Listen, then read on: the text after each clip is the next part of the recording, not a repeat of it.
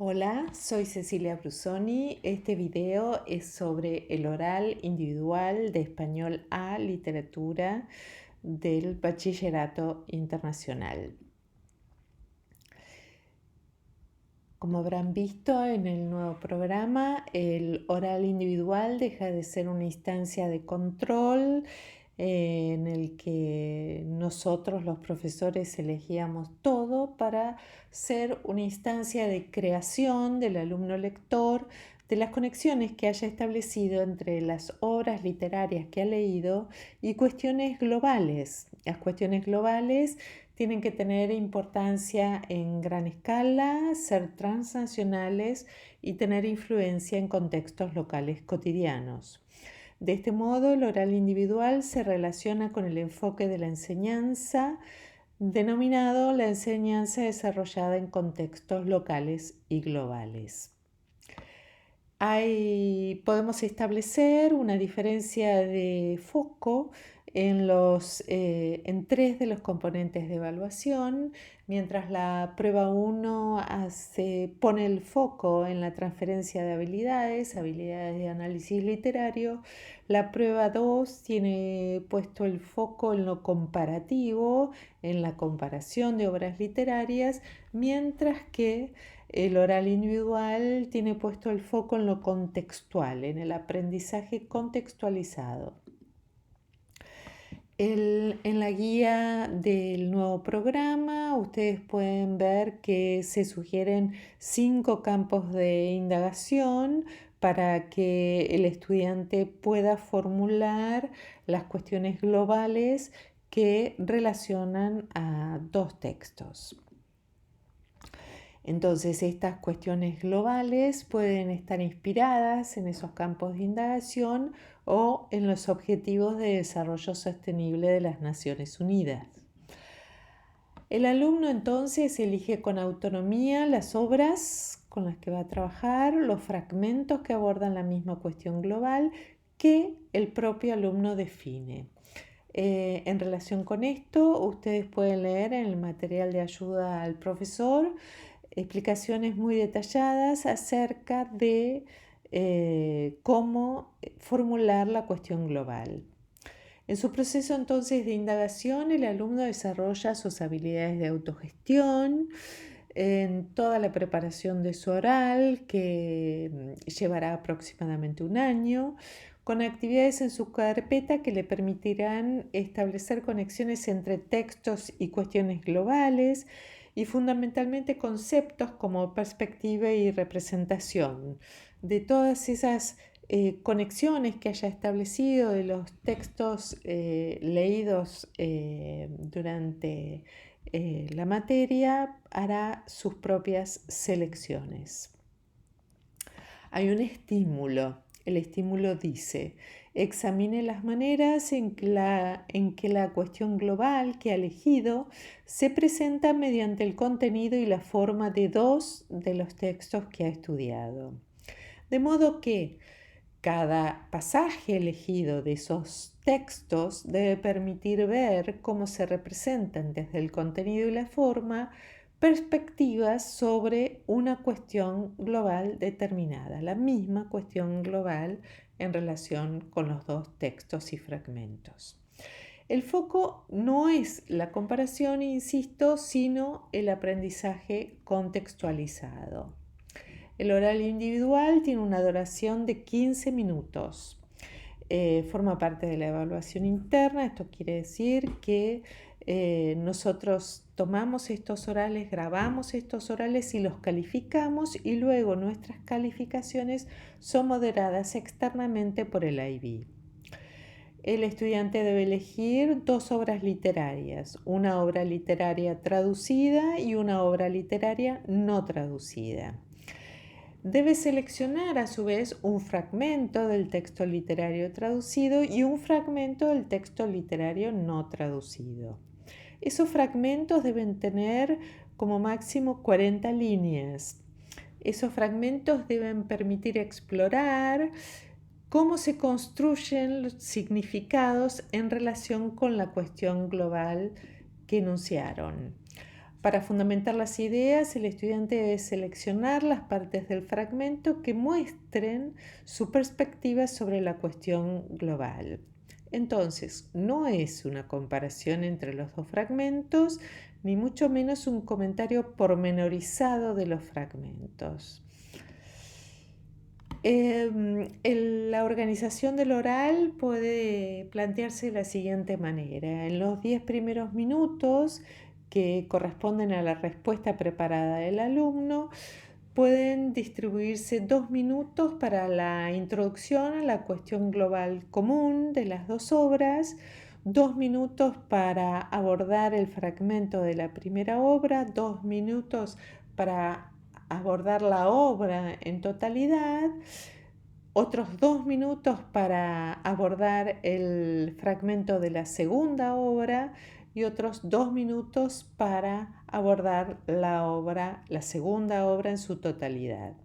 Luego de estos 10 minutos de respuesta preparada del alumno, continuamos con 5 minutos en los que el profesor entabla una conversación con el estudiante a través de preguntas. Tenemos que recordar que no se puede repetir autores y obras que hayan elegido para los otros componentes de evaluación como el ensayo a nivel superior y la prueba 2.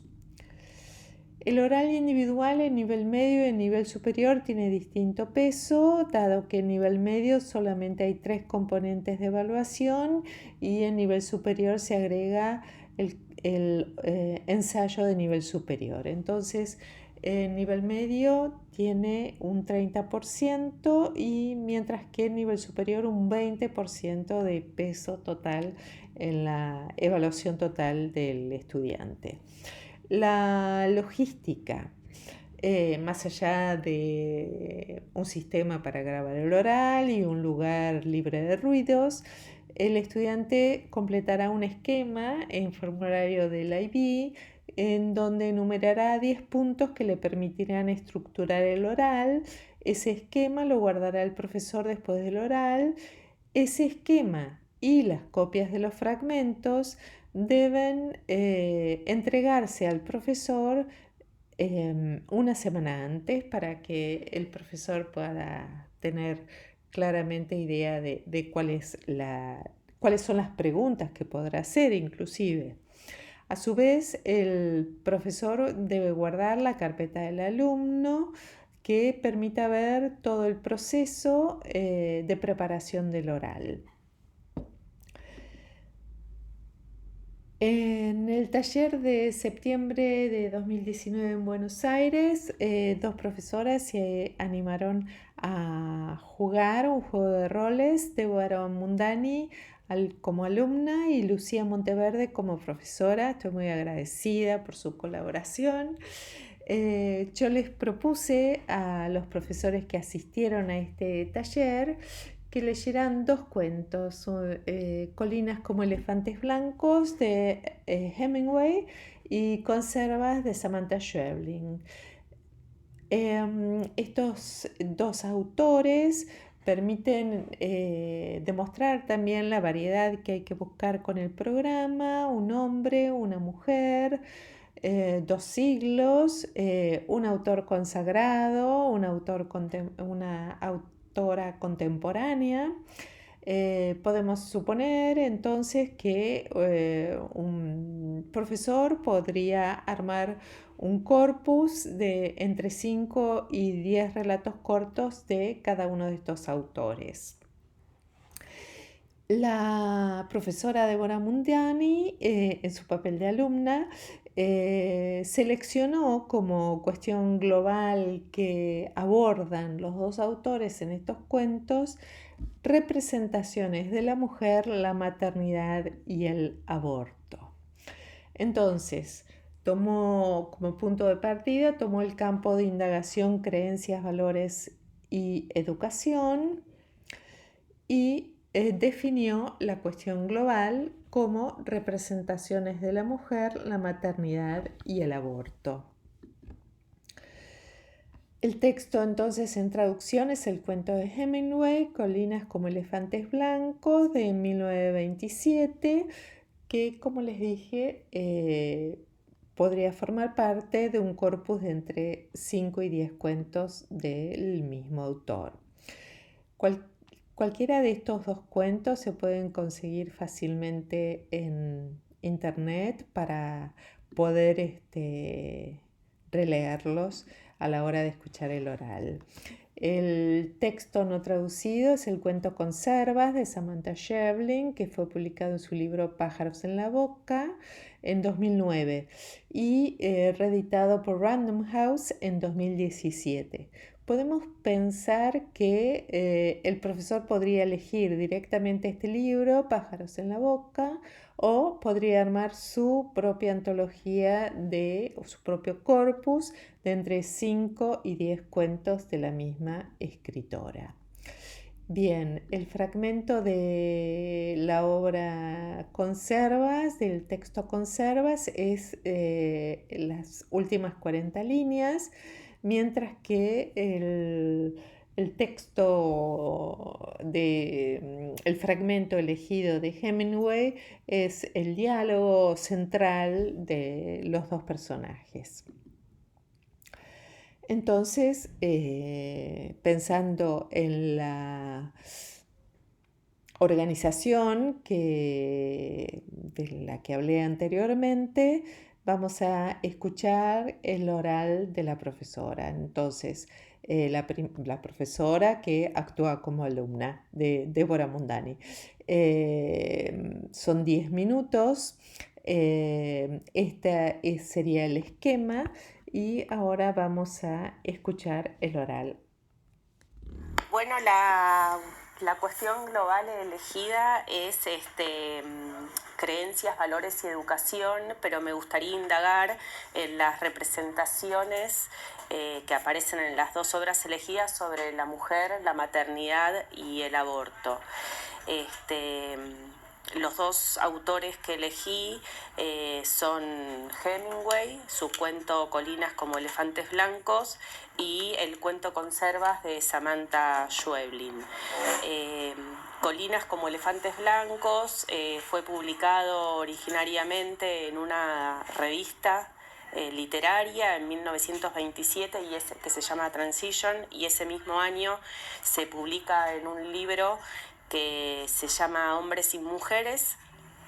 Y bueno, y en este texto podemos ver cómo el planteo de Hemingway, su teoría del iceberg, aparece muy claramente y ayuda a sostener el tratamiento de este tema que estamos tratando, que es la representación de la mujer, la maternidad y el aborto. El cuento, ¿por qué digo que la teoría del iceberg se hace presente y es muy gráfica? Justamente es una historia donde, si bien hay un narrador en tercera persona, aparece muy esporádicamente, especialmente para contextualizar la historia, pero prevalecen los diálogos, ¿no? El estilo directo, un diálogo que mantienen un hombre y una mujer, solamente sabemos el nombre de ella, pronunciado por él, y están en un lugar que es ajenos a ellos, porque se hace mención a que son norteamericanos y ellos están en una estación del tren viajando entre 2 ciudades de España. Me parece que esta referencia a la espacialidad es interesante para pensar que no solamente están en un lugar que es ajeno a ellos, geográficamente, sino que este embarazo, que en ningún momento se nombra, es el lugar posiblemente más extraño en el que se encuentran ellos 2. Decía este diálogo entre el hombre y la mujer permanentemente está elidiendo el tema principal, que es el planteo de realizarse un aborto por parte del hombre, que se lo ve bastante convencido de esto. Esta afirmación de él nosotros la podemos ver a partir de la utilización de ciertos recursos, como por ejemplo la utilización del adverbio en un momento cuando le dice solo dejan que entre el aire y luego es todo perfectamente natural.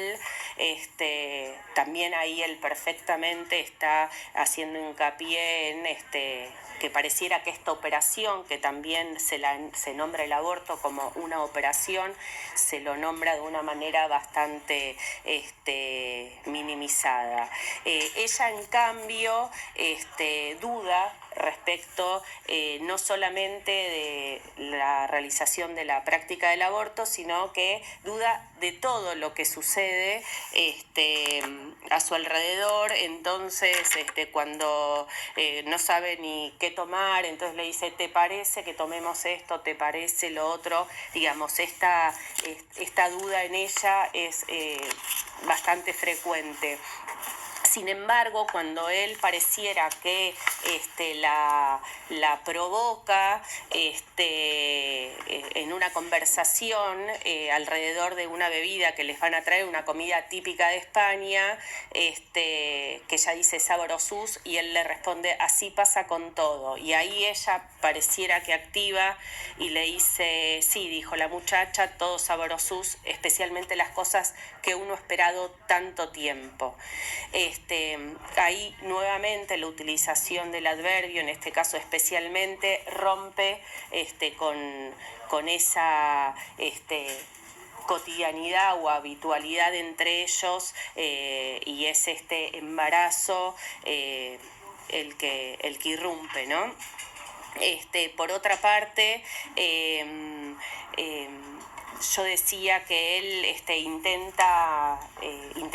minimiza permanentemente la práctica del aborto, y lo podemos ver también por medio de la repetición de un modalizador del enunciado que asimismo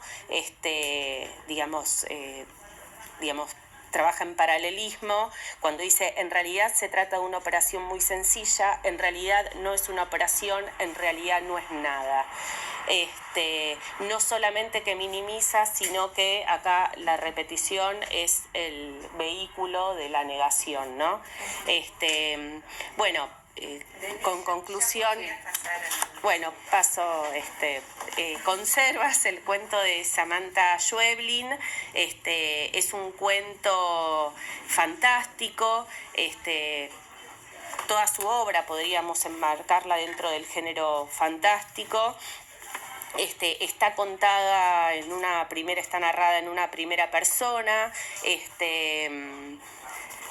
una mujer que está embarazada, nunca se dice, se hace referencia al embarazo, se hace referencia a la panza como una panza de no embarazada hacia el final del cuento, nunca se nombra a ella como embarazada, pero sí se habla de todo un tratamiento de desembarazo.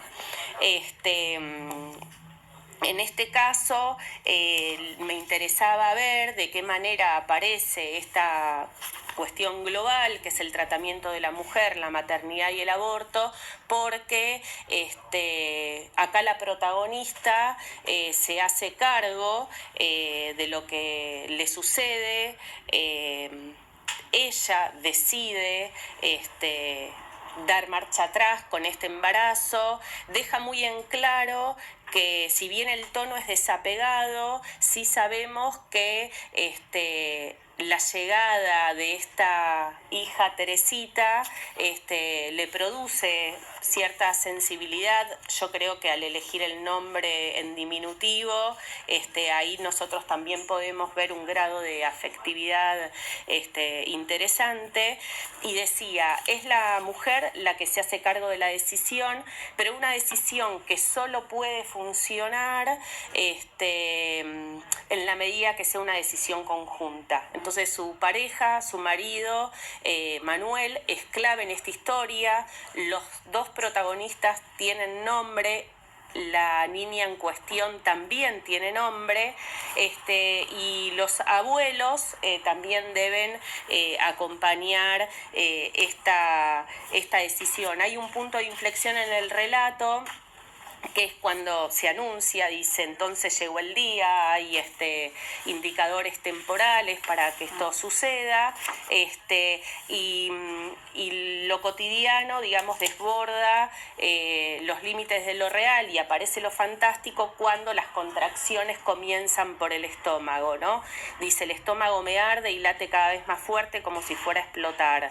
De esta manera, en vez de provenir por el órgano destinado a la reproducción, aparecen digamos, por medio de otro órgano que es el digestivo.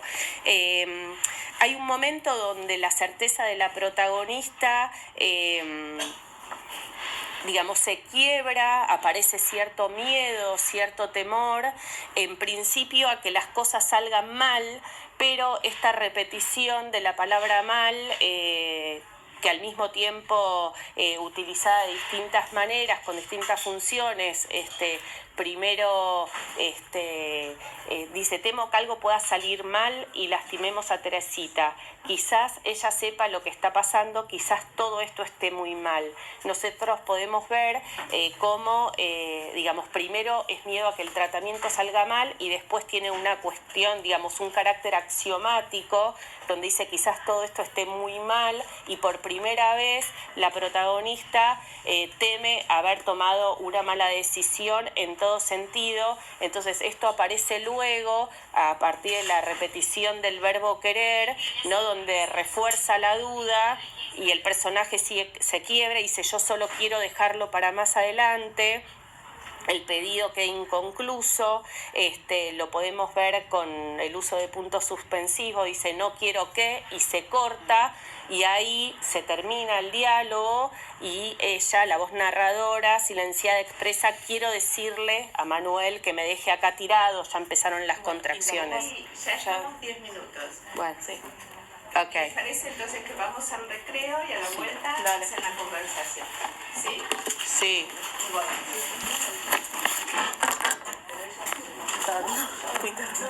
¿No? Bueno, bien. ¿Y cómo podés relacionar tu cuestión global con los finales de cada una de esos fragmentos? Bueno, comienzo por conservas que me había quedado pendiente.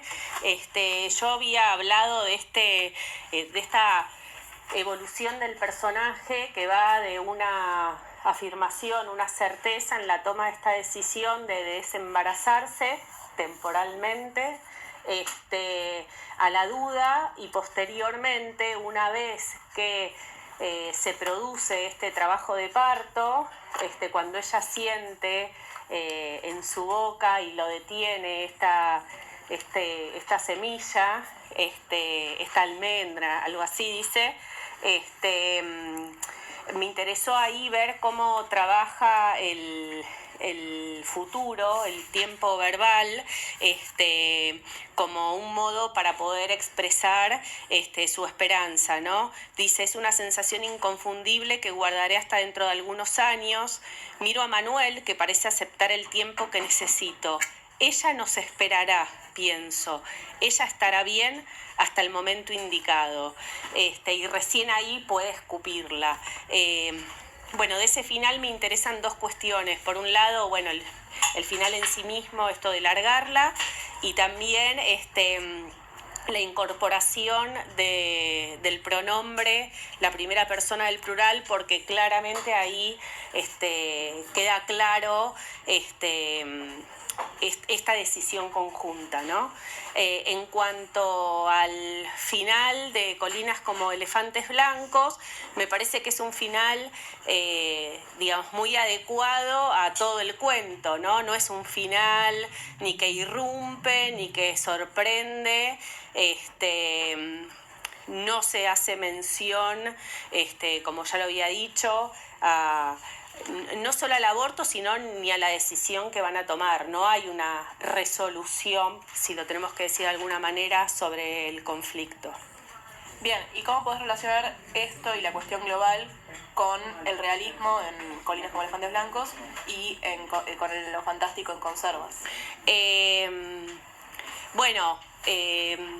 Me interesa situar al cuento de Hemingway en su contexto, y me parece que en ese sentido la elección del realismo, toda la obra de Hemingway es realista, pero me parece que él puede dar cuenta de un clima de época que se expresa muy bien en el cuento, donde el lugar de la mujer era un lugar subestimado, no era protagonista de las decisiones que se tomaban respecto de su propio cuerpo,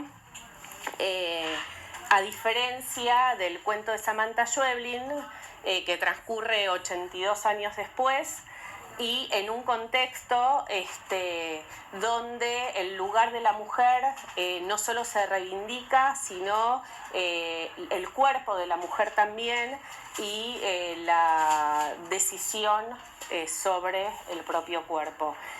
Y me parece también un doble gesto que Samantha Schweblin no habla, si bien es ella la que lleva la voz cantante en esta decisión, ella sabe y lo reafirma que no es una decisión que hubiese podido tomar sola. Por eso retomo esto del final, ¿no? Ese nos esperará, aparte es Manuel quien le acerca el frasco de conservas para que ella pueda alojar ahí hasta el momento indicado a Teresita. Bien, y en cuanto al cambio de perspectiva de lo que vos hablas entre Hemingway y Conservas, ¿cómo se ve textualmente este empoderamiento de la mujer, esta capacidad para tomar decisiones? ¿En qué lugares, en particular el fragmento? En Conservas, en el punto de vista. El punto de vista es el de ella, y bueno, se manifiesta en una primera persona, el singular. En cambio, en Colinas como Elefantes Blancos, yo decía, hay un narrador en tercero, un narrador omnisciente, que es el que planta la escena, pero de hecho me inclino a pensar que el punto de vista es el masculino, porque además él dice, el narrador dice, hay un hombre y una muchacha lo acompaña, ¿no? Una muchacha norteamericana lo acompaña. Muy bien. Bueno, perfecto. Estaba pensando, si hubiera posibilidad de hacer, si tuviéramos más tiempo, me parece interesante que en estos dos textos hay una palabra que no se animan a decir. ¿No? Sí. ¿Qué pasa eso? Podría relacionarlo con cómo nombramos ahora el aborto. Interrupción voluntaria del embarazo, ¿sí?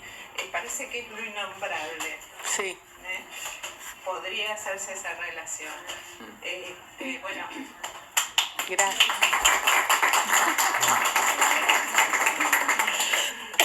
Sigue grabando. Sí, eres la alumna, por tanto que tuvo que pensar. Muy bien. Muchas gracias. Quiero decirles que...